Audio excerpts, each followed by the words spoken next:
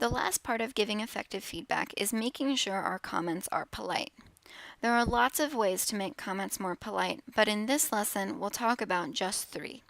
Using helping verbs, avoiding strong language when commenting on weaknesses, and presenting your comments as opinions rather than facts. Let's start with the first one, using helping verbs. The most common helping verbs are might, could, and may.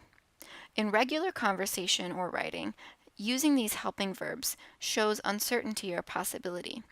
When making comments on someone's paper, even if we are very sure that the comments we are making are correct, we use these uncertain helping verbs to make our comments more polite. For example, your introduction seems like it might be a little longer than it needs to. I wonder if it could be shortened a little bit.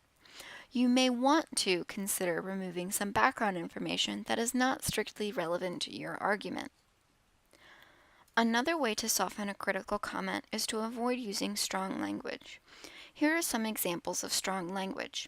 Using strong language like this is fine if you want to compliment something that the writer has done well, but using strong language when you comment on a writer's weaknesses is considered rude. Instead, it's better to use words and phrases like the ones on the right to soften your criticisms. Let's look at some examples. The comment, "Your tone is too informal," would be considered impolite. A more polite way to say it would be, "Your tone seems sort of informal for an essay on a serious topic like this." The comment, "This sentence is really confusing," would also be considered impolite. So how about something like, "This sentence is a little hard for me to understand." And lastly, "Your coherence is awful. You never use transitions," is definitely impolite. A better way to say it would be, "Some sections of your paper could be a little bit more coherent.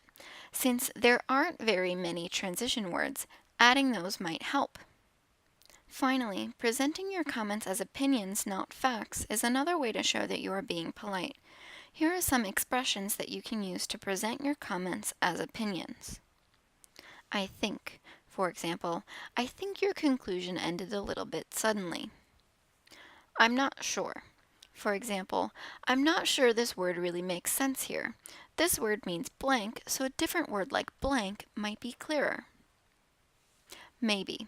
For example, "Maybe you could add 1 or 2 more general sentences about why this issue is important." For me, for example, "This sentence was a little hard for me to understand. What do you mean by 'to me'?"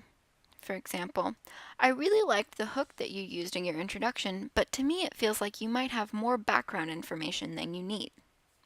Now you're ready to practice.